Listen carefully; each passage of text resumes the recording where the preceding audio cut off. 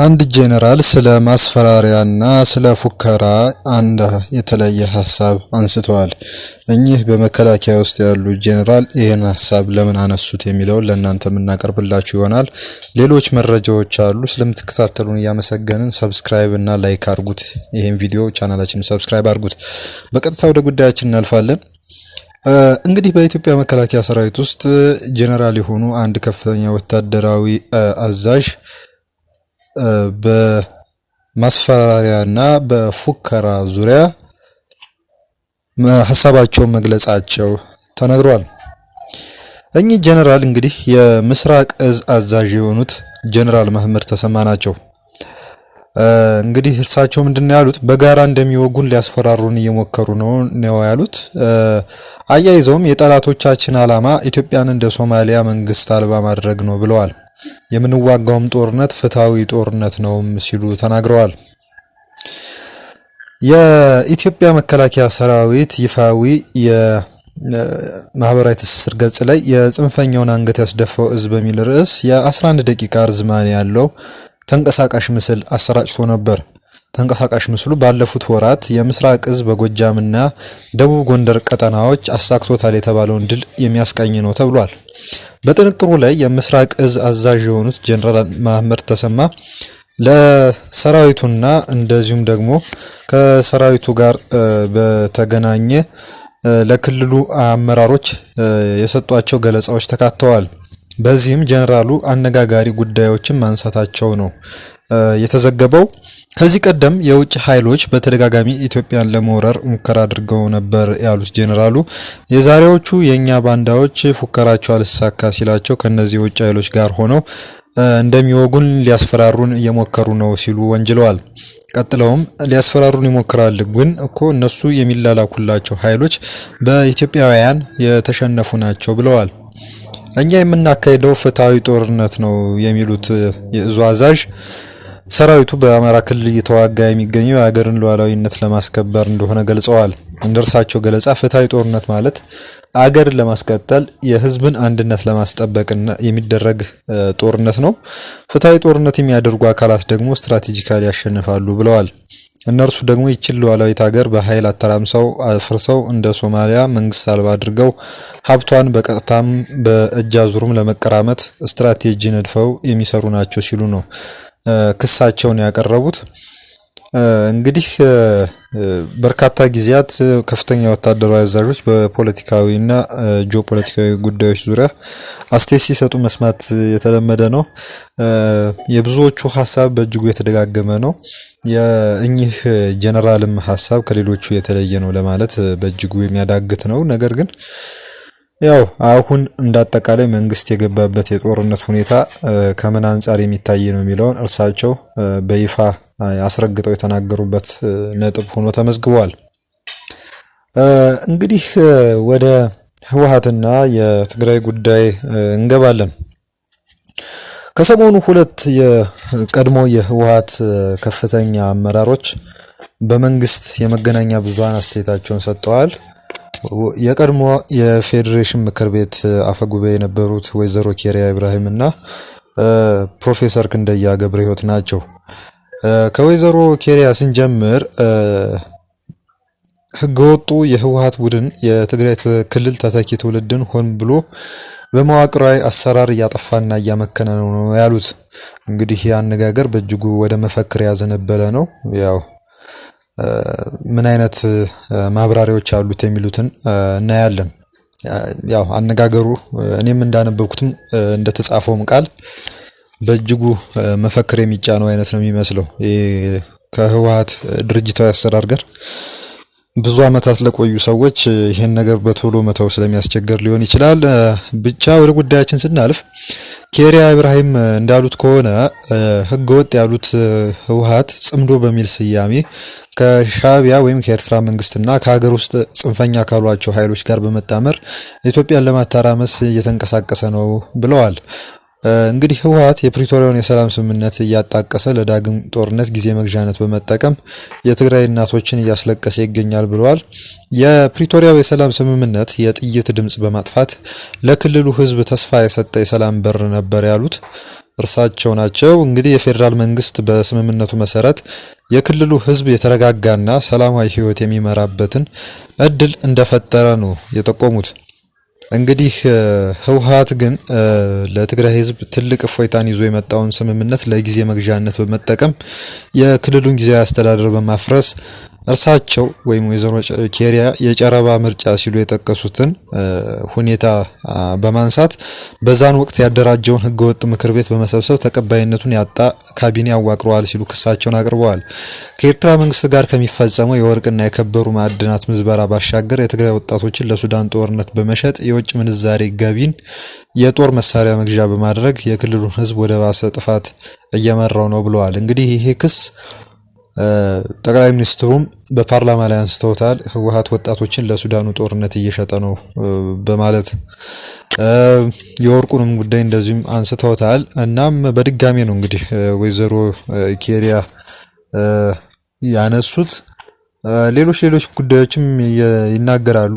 በአሁኑ ወቅት ህገወጡ የህወሓት ቡድን የትግራይ ክልል ተተኪ ትውልድን ሆን ብሎ በመዋቅራዊ አሰራር እያጠፋ ይገኛል። በተለይም ራሱን ለዳግም ጦርነት በማዘጋጀት ህፃናትን ከእናታቸው ጉያ በመንጠቅ የትግራይ እናቶችን የደም እንባ እያስለቀሰ ይገኛል ብለዋል። ከዚሁ ጋር በተገናኘ በፍጹም በሆነ ጭካኔ ህፃናትን ወደ ጦር ካምፕ በማጋዝ ሰብአዊ ግፍ እየፈጸመ ነው ሲሉ ከዚህ ቀደም በአምነስቲ ኢንተርናሽናል እና በሌሎች የሰብአዊ መብት ተሟጋች አካላት የወጡትን ከወታደራዊ አፈሳ ጋር የተገናኙትን መረጃዎች እንግዲህ እንደ ንግግር ማጣቀሻ አድርገው ወስደውታል። ስለ 12ኛ ክፍልን ፈተና አንስተው ራስ ያዘጋጃሉ በሚል የወጣቱን የነገ ተስፋና ህልም እያጨለመ ይገኛል። የሀገር ሽማግሌዎችና የዓለም አቀፍ ተቋማትና ሀገራት የቡድኑን እኩይ ሴራ እንዲታገሉ ጥሪ አቅርባለሁ ሲሉ ተናግረዋል። እንግዲህ ከኢዜአ ወይም የኢትዮጵያ ዜና አገልግሎት ጋር በነበራቸው ቆይታ ማለት ነው። እንግዲህ ብዙ ጊዜ የስምረት ሰዎች በመንግስት ሚዲያዎች እየወጡ በርካታ አይነት አስተያየቶችን እየሰጡ ይገኛሉ። ይህም እንግዲህ አንድ የትግል ስልት መሆኑ ነው እንግዲህ እና ስምረት እከተለዋለሁ እንደሚለው የሰላማዊ ትግል ሂደት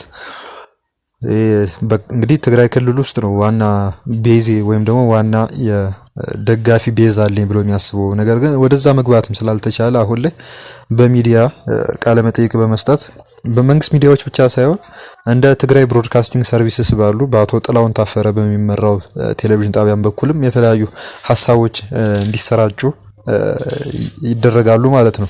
በቅርቡ ያው ሰላማዊ ሰልፍ መደረጉ አይቀርም አዲስ አበባ እየተባለ ነው።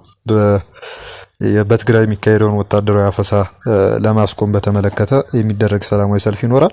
ያኔ እንግዲህ የስምረት ሚና ማየት ነው። ወደ ፕሮፌሰር ክንደያ ስናልፍ በትግራይ የዲሞክራሲና የልማት ጉዳዮች የሚነሳበት ሳይሆን የህዝቡ ህልውና አደጋ ውስጥ የወደቀበት ሁኔታ ተፈጥሯል ብለዋል። እንግዲህ የትግራይ ህዝብ አሁን ላይ ከፍተኛ የሆነ የሰብአዊ መብት ረገጣ እየተፈጸመበት ነው ብለዋል። እንግዲህ በክልሉ የሚገኙ ወጣቶች ወደ ጎረቤት ሀገራት ያው ኬሪያ አንስተውታል፣ ጠቅላይ ሚኒስትሩም አንስተውታል። በእጅጉ በተናበበ ሁኔታ ነው እንግዲህ እያነሱ ያሉት ማለት ይቻላል። ይህን ጉዳይ እየተሸጡ ነው ወጣቶች፣ እንዲሁም ወደ ውክልና ጦርነት እየተሰማሩ ነው በማለት የሱዳኑን ጦርነት ውስጥ የህወሓት አለው የተባለውን ተሳትፎ አንስተዋል። የሰብአዊ መብት ረገጣን በተመለከተ በርካታ የሰብአዊ መብት ተሟጋች ድርጅቶች ያረጋገጡት ጉዳይ ነው ብለዋል። ወጣቶች በጉልበት ወይም በወታደራዊ አፈሳ ታፍሰው ወደ ማሰልጠኛ መካላት ወይም ወደ ታዕሊም እየገቡ እንደሆነ፣ የሚገደሉና የሚታሰሩ ወላጆችን በጣም ብዙ ስለመሆናቸው አንስተዋል። በቁጥር ግን አልጠቀሷቸውም። እነዚህ የታሰሩትን ሆነ የተገደሉ ወይም የሚገደሉ ወላጆችን በተመለከተ ቡድኑ እያስገደደ ወደ ጦር ካምፕ በማስገባት ወታደር ማድረግና ተማሪዎችን ትምህርት አቋርጠው ወደ ካምፕ የማስገባትና የማሰልጠኑን ጉዳይ የተማረው ደግሞ ከኤርትራ ነው ብለዋል። ከዚህ ቀደም አቶ ጌታቸው ይሁኑ ሌላ አንድ ከፍተኛ የስምረት አመራር ይህንን አካሄድ ኤርትራናይዜሽን የማድረግ ነው ትግራይን የሚል ሀሳብ አንስተው ነበር። እንግዲህ ፕሮፌሰር ክንደያ ምንድነው ያሉት? የፕሪቶሪያውን ስምምነት ላለመቀበል የታገሉ ሰዎች ትግራይን እያመሷት ያሉት እነሱ ናቸው ብለዋል። ይህም አጠቃላይ የሆነ ጥፋት ነው የሚያመጣው ሲሉ ገልጸው ህወሓት ጦርነት ቢጀምርም ቢራዘምም ጉዳዩ አይደለም በማለት ተናግረዋል። ከዚህም ሁኔታ ህወሓት አትራፊ ስለሆነ ሊያቆሙ አይፈልግም ብለዋል። አክለውም ከወጣቱ የሚጠበቀው ይህ የከፋ ጉዳይ ማብቃት አለበት ብሎ ሊታገል እንደሚገባ ነው። እንግዲህ በበርካታ ጊዜያት ወጣቱ መታገል አለበት የተባለ ሀሳብ ይሰጣል። በእርግጥ አሁን ወጣቱ ወደ ወታደራዊ አፈሳ ሰለባ ከመሆን ራሴን በፊሽካ በመንፋትም ሆነ ተቃውሞ በማቅረብም ማዳን አለብኝ ወደሚል እንቅስቃሴ ገብቷል። ያው የሚያደራጀውን ኃይል ሳይጠብቅ ማለት ነውና ያሉት እንቅስቃሴዎችን እንግዲህ ኦቨር ምንድነው የማኑቨር የማድረግ ወይም ደግሞ ከላይ ሆኖ ከበስተጀርባ ልክ እንደ ኪንግ ሜከር የመስራት ሁኔታ ፍላጎት እንዳለ ከስምረት አገላለጾች ከስምረት ከፍተኛ አመራሮች አነጋገር የምንረዳው ነው። የሁለቱን ባለስልጣናት ሀሳብ ጨርሰን ወደ አላማጣ ስንሄድ ከመቀሌ ተነስቶ ወደ አዲስ አበባ ሲጓዝ የነበሩ የህዝብ ትራንስፖርት አገልግሎት ሰጪ አውቶቡሶችና ሌሎች መኪኖች አላማጣ ወደ ዋጃ መውጫ አካባቢ ወደሚገኝ ኬላ አካባቢ ሲደርሱ መውጣት ተከልክሏል ተብሏል። ወደፊት መጓዝ አትችሉም ተብለው ወደ ኋላ ወይም ደግሞ ወደ መጡበት እንዲመለሱ ተደርጓል ተብሏል። የዚህ ዋነኛው ምክንያት ምንድነው? የትግራይ መታወቂያ ወይም ደግሞ የክልሉ የመታወቂያ ከዛም ባለፈ ደግሞ ይሄ ምንድነው ስሙ ብሔራዊ መታወቂያ ወይም የፋይዳ መታወቂያ የያዘ ግለሰብ በዛ መንገድ ማለፍ አይችልም ወይም አያልፍም። ወደ የቆቦና የዋጃ አካባቢ መታወቂያ ያላቸው ሰዎች ብቻ ናቸው በዚህ ማለፍ የሚችሉ ወደ አዲስ አበባ መሄድ የሚችሉት የሚል ሀሳብ ወይም መመሪያ ነው የተነሳው። በእጅጉ አነጋጋሪ ነው።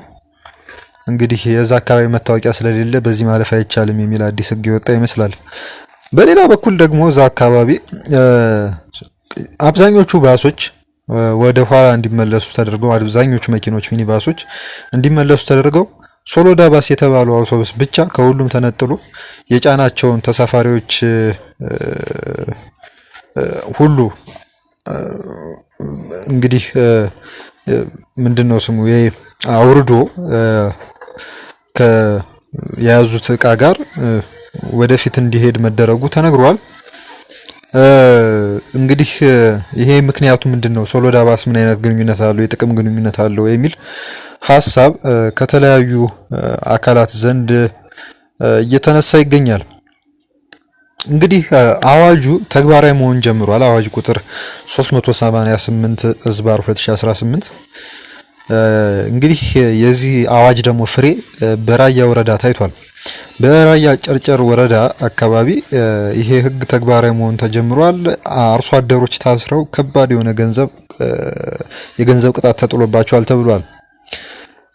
እንግዲህ በራያ ጨርጨር ወረዳ በማሩ በተባለው ቀበሌ ባሶ በሚባል አካባቢ ነዋሪ የሆኑ 10 አርሶ አደሮች አሁን ለሚደረገው ጦርነት ወይም ደግሞ ለመከላከሉ ጥቃት ገንዘብ ክፈሉ ተብለው አንከፍልም ስላሉ ብቻ ከባድ እስርና ቅጣት ተወስኖባቸው ተግባራዊ ተደርጎባቸዋል ተብሏል።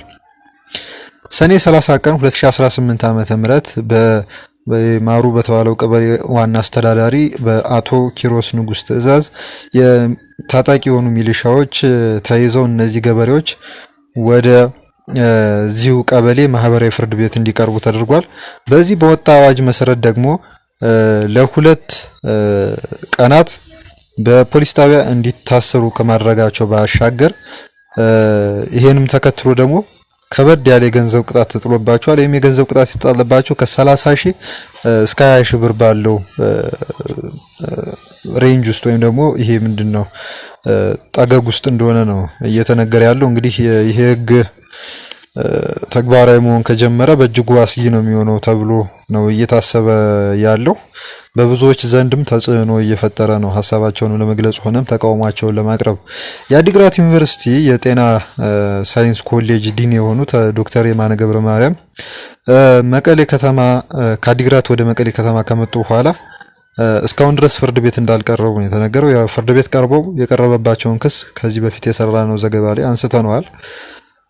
እናም ፍርድ ቤት አልቀረቡም። መርማሪዎች ግን የእርሳቸውን የእምነት ቃል ተቀብለዋል ተብሏል። እንግዲህ ለእርሳቸው ጥብቅና ወይም ደግሞ የህግ ባለሙያ ለማቆም ዝግጅቶች መጠናቀቃቸው ተነግሯል። ከዚህ ሰዓት አሁን አይ ቲንክ አሁን በኢትዮጵያ ሰዓት አቆጣጠር ከ9 ሰዓት አካባቢ ነው። ከዚህ ሰዓት በኋላ ፍርድ ቤት ሊቀርቡ ይችላሉ ወይ የሚለውን ጉዳይ ግምት አለ። እስካሁን ድረስ ግን እንዳልቀረቡ ነው የተነገረው። አዲስ ክስ ይመሰርታሉ ወይስ በነበረው ይቀጥላል የሚለውን ገና ያልታወቀለት ነገር ነው። እርሳቸው የተመሰረተባቸው ክስ ከስምረት ሰዎች ጋር በመገናኘት እንደዚሁም ደግሞ ራሱን የትግራይ ሰላም ኃይል ብሎ ከሚጠራው ኃይል ጋር ግንኙነት በመፍጠር ሰዎችን መልምለው ሊልኩ ነበር ወደ ይሄው ታጣቂ ኃይል ወደ መገኝበት ቦታ ተብሎ ነው ክስ ቀርቦባቸው የነበረው። እንግዲህ አብረን የምናየው ይሆናል። አጠቃላይ ሂደቱን ወደ በኋላ ላይ ባለን የመረጃ ሰዓት ላይ እናቀርበዋለን። ሰብስክራይብ አድርጉን፣ ተከታተሉን። አብራችሁን ስላላችሁ እናመሰግናለን። መልካም ጊዜ ይሁንላችሁ።